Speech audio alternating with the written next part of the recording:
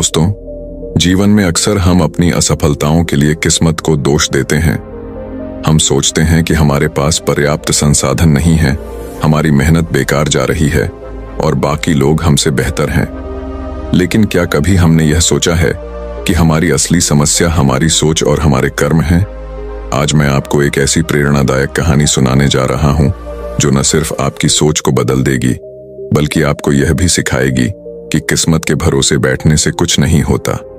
हमारी किस्मत तभी बदलती है जब हम अपने कर्मों में विश्वास रखते हैं। तो चलिए जानते हैं कि कैसे मेहनत और सही दिशा में किए गए कर्म जीवन को बदल सकते हैं। ध्यान से सुनिए, क्योंकि ये कहानी आपकी जिंदगी बदलने की ताकत रखती है। बहुत समय पहले की बात है।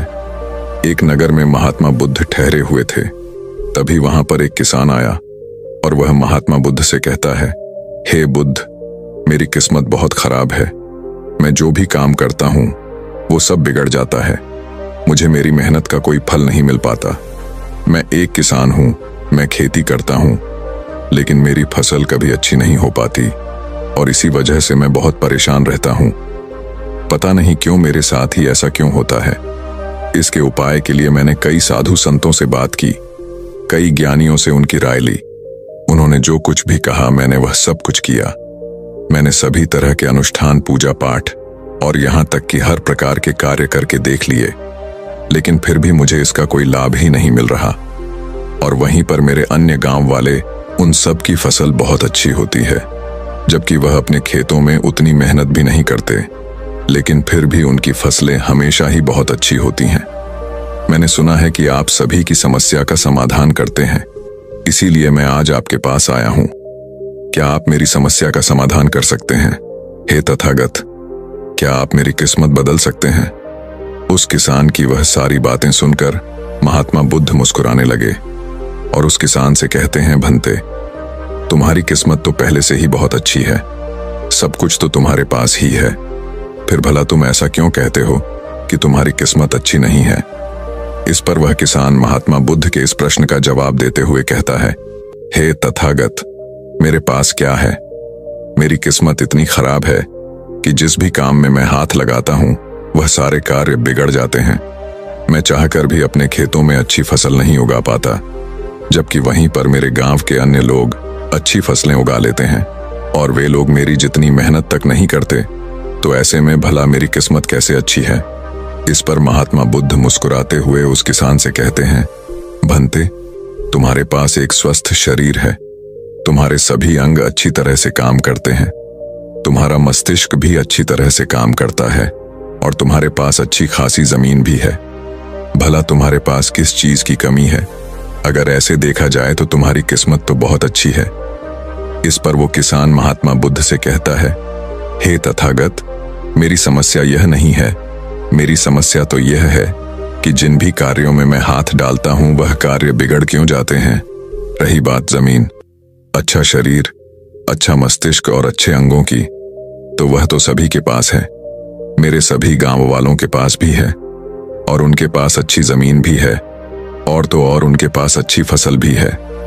इसी कारण वे लोग हमेशा सुखी रहते हैं। लेकिन मेरे खेतों में तो अच्छी फसल हो ही नहीं पाती। हर वर्ष मुझे एक भारी नुकसान झेलना पड़ता है। क्या आप मुझे कोई इसका उपाय बता सकते हैं? क्या ऐसा कोई मंत्र, क्या ऐसा कोई तरीका है जिससे मेरी किस्मत एक बार फिर से चमक जाए? इस पर महात्मा बुद्ध उस किसान से कहते हैं, ठीक है, यदि तुम कोई उपाय चाहते हो या कोई मंत्र चाहते हो तो वह मैं तुम्हें अवश्य ही दूंगा, लेकिन उससे पहले मुझे यह बताओ, क्या तुम्हें पता है तुम्हारे खेत में खजाना है? ये सुन वह किसान थोड़ा आश्चर्यचकित हुआ और वह महात्मा बुद्ध से तुरंत ही बोल पड़ा, हे बुद्ध, आप ये क्या कह रहे हैं? मेरे खेत में खजाना है और यह मुझे पता तक नहीं बताइए। वह खजाना कहाँ है? मैं अभी उसे जाकर निकाल लूंगा। बताइए बुद्ध, वो खजाना कहाँ है? इस पर महात्मा बुद्ध उस किसान से कहते हैं, भंते, वह खजाना तुम्हें ऐसे नहीं मिलने वाला। उसके लिए तुम्हें मेरा कार्य करना होगा। मैं तुम्हें जैसा जैसा कहूंगा तुम्हें वैसा ही करना होगा, तब जाके तुम्हें वह खजाना अवश्य मिल पाएगा। उस किसान ने महात्मा बुद्ध की सारी बातें सुनी और उसके बाद वह किसान महात्मा बुद्ध से कहता है, हे तथागत, बताइए मुझे क्या करना होगा? आप जैसा कहेंगे मैं वैसा करने के लिए तैयार हूं, लेकिन मुझे बता दीजिए कि आखिर वह खजाना मेरे खेत में कहां पर है। इस पर महात्मा बुद्ध उस किसान से कहते हैं, भंते, अपने खेतों में जाओ और अपने खेतों की खुदाई करके एक मिट्टी टोकरी भरकर मेरे पास लाओ। वह किसान तुरंत ही महात्मा बुद्ध की बात मान लेता है। वह भागा भागा अपने खेतों में जाता है और जल्दी जल्दी एक टोकरी मिट्टी भरकर वह वापस महात्मा बुद्ध के पास पहुंचता है। उस मिट्टी को देखने के बाद महात्मा बुद्ध उस किसान से कहते हैं, ठीक है, अब मेरी बात ध्यान से सुनो। अब से 1 महीने बाद अपने खेत की खुदाई करना और जब तुम पूरा खेत खोद दोगे तो उसमें से एक टोकरी मिट्टी फिर से मेरे पास लेकर आना। महात्मा बुद्ध के मुख से यह बात सुनकर वह किसान कुछ देर के लिए सोच में पड़ गया। वह यह सोचने लगा, जब खजाना मेरे खेतों में गड़ा हुआ है तो महात्मा बुद्ध मुझे सीधे सीधे बता क्यों नहीं देते कि वह कहां पर है। उसने कुछ देर सोच विचार करने के बाद महात्मा बुद्ध से आखिरकार यह बात पूछ ही ली। वह किसान महात्मा बुद्ध से कहता है, हे तथागत, यदि वह खजाना मेरे खेतों में है तो आप मुझे बता क्यों नहीं देते कि वह कहां पर है। मैं उसे अभी जाकर निकाल लेता हूं। भला मुझे 1 माह का इंतजार क्यों करना है? आखिर इसकी क्या जरूरत है? इस पर महात्मा बुद्ध बड़े शांत स्वर से उस किसान से कहते हैं, भंते, हर कार्य का एक समय होता है और वह कार्य यदि उचित समय पर किया जाए तो वह हमें उचित और शुभ फल देता है। तुम चाहते हो तो मैं तुम्हें खजाना बता देता हूं कि वह खजाना तुम्हारे खेतों में कहां गड़ा हुआ है। लेकिन एक पल के लिए यह भी सोच लो, अगर तुम अभी उस खजाने को पाने की कोशिश करोगे तो हो सकता है कि तुम्हारे हाथ तो कुछ भी ना आए। सोच लो, तुम अभी उस खजाने को पाना चाहते हो या 1 महीने के बाद। महात्मा बुद्ध के मुख से यह सारी बातें सुनकर वह किसान कुछ देर के लिए सोच विचार में पड़ गया और फिर वह महात्मा बुद्ध से कहता है, हे तथागत, आप जैसा कहेंगे मैं वैसा ही करूंगा। इतना कहकर वह महात्मा बुद्ध को प्रणाम करके वापस घर लौट जाता है। वह जैसे तैसे अपने मन को मार तो लेता है, अपनी इच्छाओं को दबा तो लेता है, किंतु अब भी उसका मन बहुत बेचैन था। वह उस खजाने को जल्द से जल्द पाना चाहता था। रात में उसे खजाने के सपने आया करते थे। वह दिन भर केवल खजाने के बारे में ही सोचता रहता था। जब भी वह खेत जाता तो एक किनारे पर बैठता और उस खजाने के बारे में सोचने लग जाता। दिन भर हर समय उसके मन में केवल खजाना पाने के विचार ही चलते रहते। वह यह सोचता रहता कि जब मुझे खजाना मिल जाएगा तो मैं तो इस नगर का सबसे अमीर आदमी बन जाऊंगा। मेरे पास सारे ऐशो आराम होंगे और मैं अपना जीवन आनंदमय बिताऊंगा। मुझे किसी चीज की कोई कमी नहीं होगी। देखते ही देखते ऐसे ही करीब 1 माह बीत गए और वह अपने खेतों में गया और उसने अपने खेतों में से एक टोकरी मिट्टी खोदी। उस टोकरी में भरकर वह महात्मा बुद्ध के पास पहुंचा और महात्मा बुद्ध से कहता है, हे तथागत, यह लीजिए एक टोकरी मिट्टी जो मैंने अपने खेत से लाई है। अब बताइए वह खजाना कहां पर है। इस पर महात्मा बुद्ध उस किसान से कहते हैं, क्या तुमने अपना सारा खेत खोद दिया? इस पर वो किसान महात्मा बुद्ध से कहता है, नहीं तथागत, आपने कहा था केवल एक टोकरी मिट्टी ही आपको चाहिए, इसलिए मैंने केवल एक टोकरी मिट्टी ही निकाली। भला उसके लिए मुझे पूरा खेत जोतने की क्या जरूरत है? बस आप मुझे यह बता दीजिए कि वह खजाना मेरे खेतों में कहां पर गड़ा हुआ है। मैं जाकर वहीं पर खोदूंगा और वह खजाना निकाल लूंगा। इस पर महात्मा बुद्ध उस किसान से कहते हैं, भंते, वह खजाना पूरा खेत जोतने से ही मिलेगा। यदि तुम अपना खेत नहीं जोतोगे तो वह खजाना कभी नहीं बाहर आने वाला। अब सोच लो तुम्हें क्या करना है। इस पर वह किसान एक बार फिर कुछ देर के लिए सोच विचार में पड़ जाता है और वह यह तय करता है कि वह जाकर अपने खेत को जोतेगा। इसलिए वह महात्मा बुद्ध को प्रणाम करके वापस घर लौट जाता है और अगले ही दिन वह अपना सारा खेत जोतकर एक बार फिर से एक टोकरी मिट्टी भरकर महात्मा बुद्ध के समक्ष पहुंच जाता है। तभी महात्मा बुद्ध उस किसान से कहते हैं, भंते, अभी तुम्हारा खेत ठीक से नहीं जोता गया है। जाकर एक बार फिर कोशिश करो, एक बार फिर अपने खेतों में हल चलाओ। इस पर वह किसान महात्मा बुद्ध से कहता है, हे तथागत, मेरे पास हल नहीं है, बल्कि मैं खुद से ही हल की जगह पर खेत जोतता हूं। इस पर महात्मा बुद्ध उस किसान से कहते हैं, कोई बात नहीं भंते, एक बार फिर परिश्रम करो और इस परिश्रम का फल तुम्हें अवश्य मिलेगा। वह किसान महात्मा बुद्ध की बात मान लेता है और वह एक बार फिर से अपने खेतों में मेहनत करता है। वह एक बार फिर से हल चलाता है और एक टोकरी मिट्टी लेकर वह महात्मा बुद्ध के समक्ष फिर से उपस्थित हो जाता है। मिट्टी देखकर महात्मा बुद्ध उस किसान से कहते हैं, हाँ अब ठीक है, किंतु अब तुम्हें मेरा दूसरा कार्य करना होगा। इतना कहकर महात्मा बुद्ध उस किसान से कहते हैं, जाओ और अपने खेतों में उन फसलों की बीज डालो जिन फसलों को तुम उगाना चाहते हो। इस पर वह किसान थोड़ा अचरज में महात्मा बुद्ध से कहता है, हे तथागत, आपने तो खजाने की बात की थी, फिर बीच में यह फसल कहां से आ गई? इस पर महात्मा बुद्ध उस किसान से कहते हैं, भंते, अगर तुम्हें खजाना चाहिए तो तुम्हें मिट्टी में बीज तो डालने ही होंगे। इस पर वह किसान महात्मा बुद्ध से कहता है, हे तथागत, आप जैसा कहेंगे मैं वैसा करने के लिए तैयार हूं, किंतु यदि मैं अभी बीज लेने जाऊंगा तो वो मुझे महंगे पड़ेंगे और अभी मेरे पास इतना धन भी नहीं है। यदि मैं कुछ समय बाद उसे लेने जाऊंगा तब वह मुझे सस्ते मिल सकते हैं। इस पर महात्मा बुद्ध उस किसान से कहते हैं, भंते, मैंने तुम्हें कहा था यदि हम किसी कार्य को सही समय पर करते हैं तो हमें उचित लाभ मिलता है, किंतु अगर वही कार्य उस समय पर नहीं होता तो उसका फल हमें नहीं मिल पाता। इसीलिए आज ही जाओ और अपने खेतों में बीज डालो। वह किसान महात्मा बुद्ध की बात मान लेता है। वो महात्मा बुद्ध को प्रणाम करके बीज लेने निकल जाता है। बीज लाकर वह अपने खेतों में भी डाल देता है और फिर वह महात्मा बुद्ध के पास वापस पहुंचता है और बुद्ध से कहता है, हे तथागत, आपने जैसा कहा था मैंने वैसा ही किया। अब मुझे बताइए कि आखिर मेरे खेतों में वह खजाना कहां पर है ताकि मैं उसे निकाल सकूं।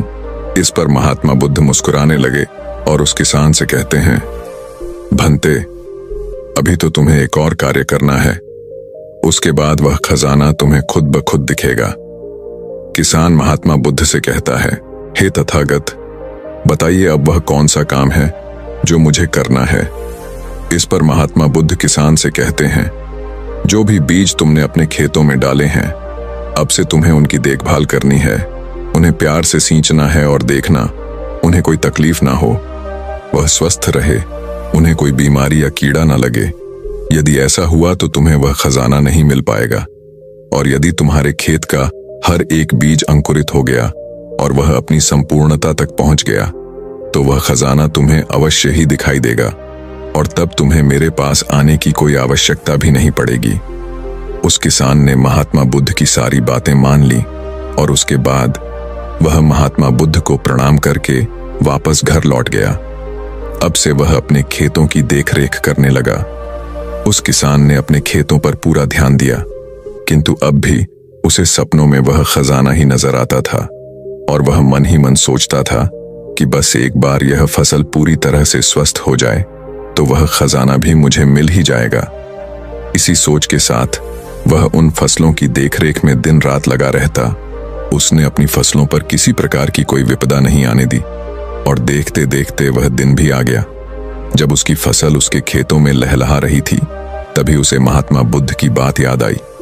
महात्मा बुद्ध ने कहा था कि जब तुम्हारी फसलें तैयार हो जाएंगी तो तुम्हें तुम्हारा खजाना भी मिल जाएगा। ये बात याद आते ही उस किसान की आंखों में आंसू आ गए। जो खजाना उसके खेतों की जमीन में हुआ था वह बाहर आ चुका था। उसके जैसी फसल उसके गांव में किसी की नहीं हुई थी। उसकी फसल से उसके सभी कर्ज भी पूरे होने वाले ही थे और सभी गांव वाले उसकी मेहनत को देखकर बहुत खुश थे और उस किसान की तारीफ कर रहे थे। लेकिन तभी उस किसान को महात्मा बुद्ध की याद आई और वह खुद को महात्मा बुद्ध के समक्ष पहुंचने से रोक न पाया। वह तुरंत ही महात्मा बुद्ध के चरणों में जा गिरा और उनसे कहने लगा, हे तथागत, आपने जो खजाना मुझे बताया था वो मुझे मिल गया है, लेकिन मुझे यह बात नहीं पता चल रही कि वह खजाना मुझे पहले क्यों नहीं मिला।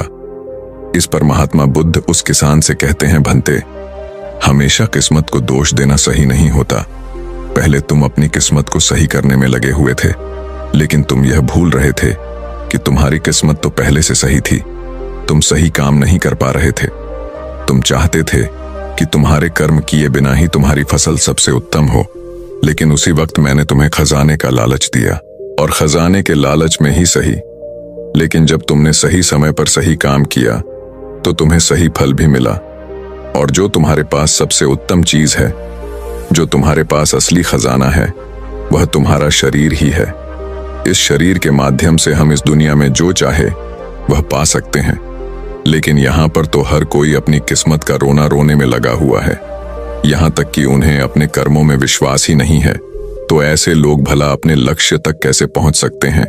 इस पर वह किसान महात्मा बुद्ध से प्रश्न करते हुए कहता है, हे तथागत, तो क्या किस्मत जैसी कोई चीज नहीं होती?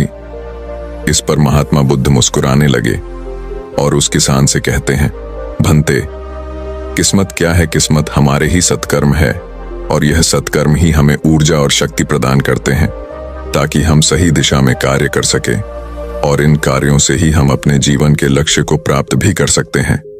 महात्मा बुद्ध के मुख से यह उपदेश सुनकर वह किसान महात्मा बुद्ध के चरणों में जा गिरा और उनसे कहने लगा, हे तथागत, मुझे आज पता चल गया है कि मेरी किस्मत खराब नहीं थी, मेरे तो कर्म ही खराब थे, किंतु मैं आज आपको वचन देता हूं कि आज से मैं अपनी किस्मत को कभी खराब नहीं कहूंगा, अपने कर्मों को सुधारूंगा और सभी कार्य सही समय पर करूंगा। इतना कहकर वह किसान महात्मा बुद्ध को प्रणाम करके वापस घर लौट गया। दोस्तों, हम में से अधिकांश लोग यही करते हैं।